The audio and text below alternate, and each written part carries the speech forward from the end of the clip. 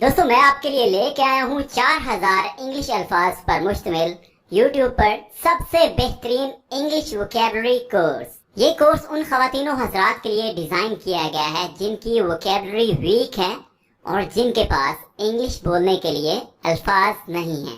हर English सीखने वाले के लिए इन 4000 अल्फाज का सीखना बहुत जरूरी है, क्योंकि आप तभी इंग्लिश बोल पाएंगे जब आपके पास वोकैबुलरी होगी। माहिरीन इंग्लिश के मुताबिक ये 4000 इंग्लिश अल्फाज इंग्लिश स्पीकिंग में, इंग्लिश बोल चाल में सबसे ज्यादा इस्तेमाल होने वाले अल्फाज हैं। तो आइए दोस्तों हमारी क्लास नंबर 1 का आगाज करते हैं। आई।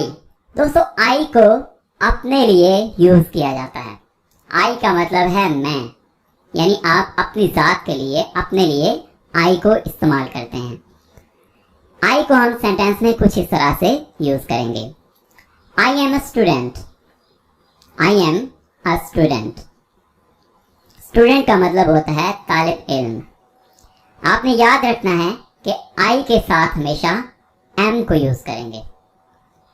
जब आप अपने बारे में बता रहे हो, जैसे हमारे पास ये सेंटेंस है आई एम अ स्टूडेंट, तो हम अपने बारे में बता रहे हैं तो आई के साथ एम को यूज करेंगे।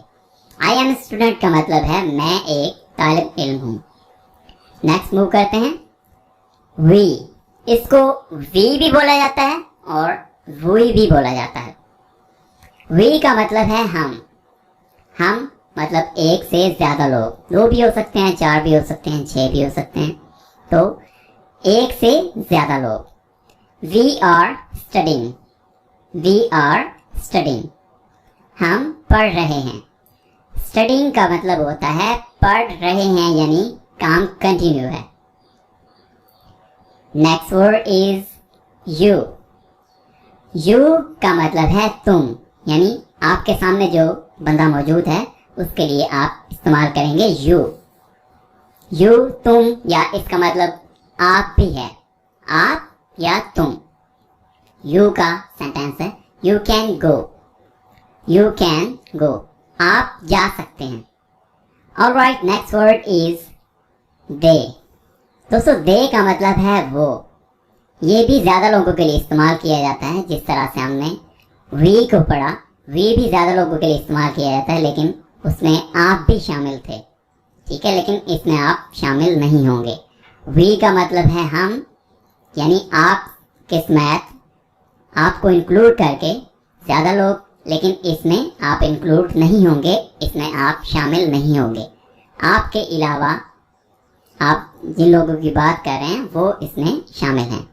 दे का मतलब है वो, यानी ज्यादा लोग। एग्जाम्पल है हमारे पास, they did it.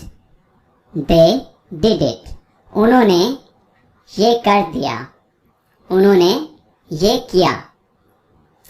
Next is he. दोस्तों ही को इस्तेमाल किया जाता है मेल, यानी लड़के के लिए। ही का मतलब है वो। एग्जाम्पल है ही इज अली, वो अली है।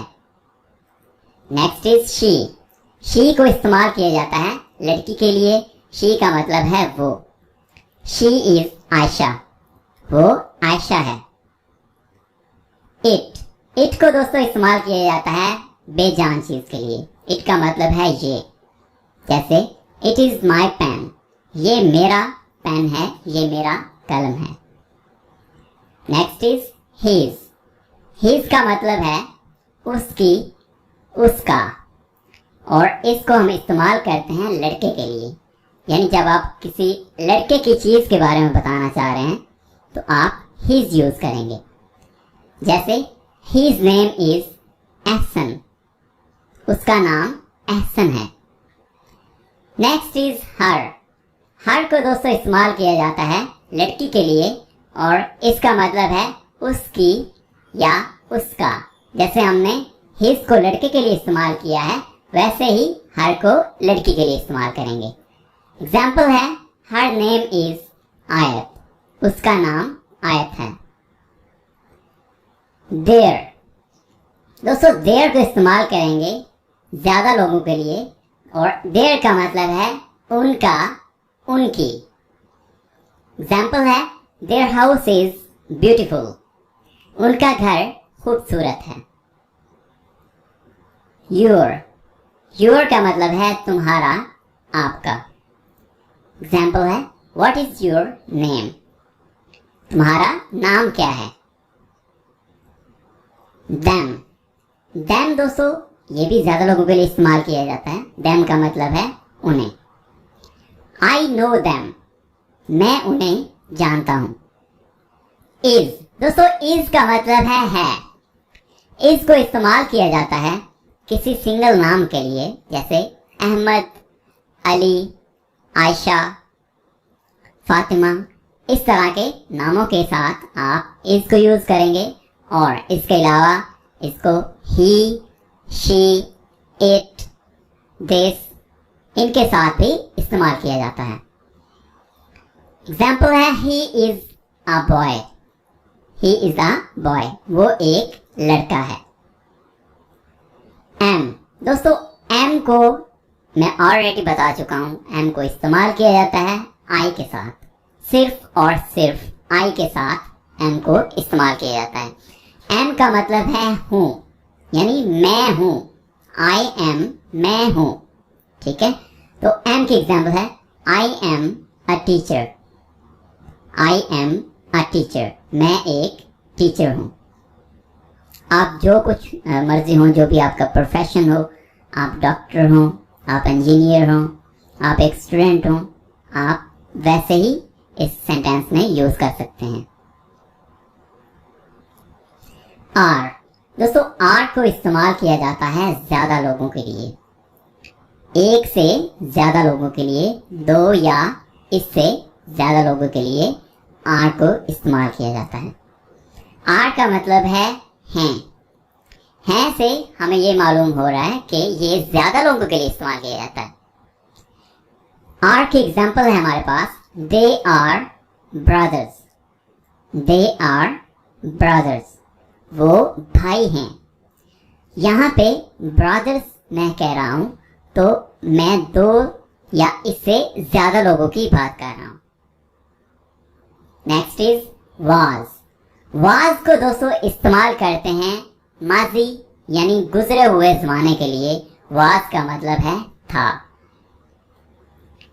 I was a student, I was a student, मैं स्टूडेंट था। वर जिस तरह से वाज को पास्ट के लिए, माजी के लिए इस्तेमाल करते हैं, उसी तरह से वर को भी माजी के लिए इस्तेमाल करते हैं, लेकिन थोड़ा सा डिफरेंस है कि वर को हम इस्तेमाल करते हैं एक से ज्यादा लोगों के लिए। वाज को एक बंदे के लिए, एक चीज के लिए इस्तेमाल करते हैं। वर को एक से ज्यादा चीजों के लिए इस्तेमाल करते हैं, एक से ज्यादा लोगों के लिए इस्तेमाल करते हैं। वर का मतलब है थे। दे वर स्टूडेंट, दे वर स्टूडेंट, वो स्टूडेंट थे। ऑलराइट दोस्तों, next word is has. Has को बेसिकली इस्तेमाल किया जाता है मलकियत के लिए, यानी अपनी चीज़ों के बारे में बताने के लिए कि मेरे पास ये चीज़ मौजूद है, ये चीज़ मेरी मलकियत में मौजूद है। आप अपनी चीज़ के बारे में बताना चाह रहे हैं या कोई और शख्स अपनी चीज़ के बारे में बताना चाह रहे हैं, तो आप 3 वर्ड्स यूज़ करेंगे जिसमें एक हैज़ शामिल है। हैज़ को दोस्तों इस्तेमाल किया जाता है किसी सिंगल नेम के लिए, चाहे वो किसी लड़के का हो या लड़की का हो। इसके अलावा इसे ही, शी, इट इनके साथ भी इस्तेमाल किया जाता है। हैज़ का मतलब है रखता है या उसके पास ये चीज़ मौजूद है। हैज़ की एग्जाम्पल देख लेते हैं। He has a beautiful house, उसके पास एक खूबसूरत घर है। मलकियत के लिए नेक्स्ट वर्ड जो यूज किया जाता है वो है हैव।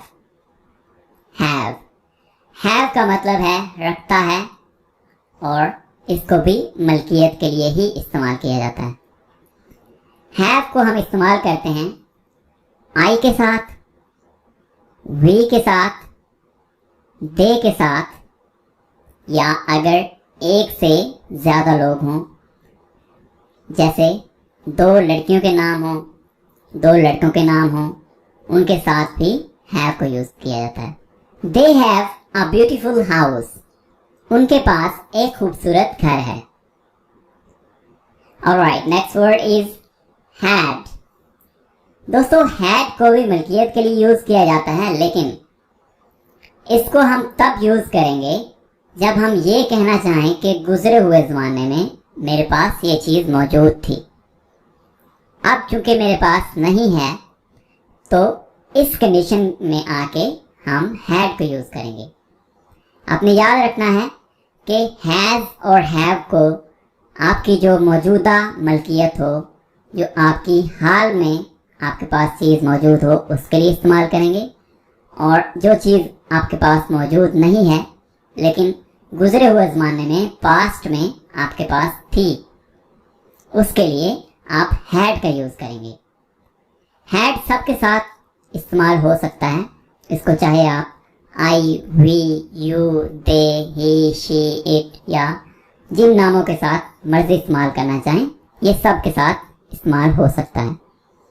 तो हैड का मतलब है रखता था, उसके पास ये चीज़ माजी में मौजूद थी। हैड को सेंटेंस में देखते हैं। They had a beautiful house, उनके पास एक खूबसूरत घर था। ठीक है, तो यहाँ पे मैं कह रहा हूँ था, यानी मैं पास्ट की बात कर रहा हूँ।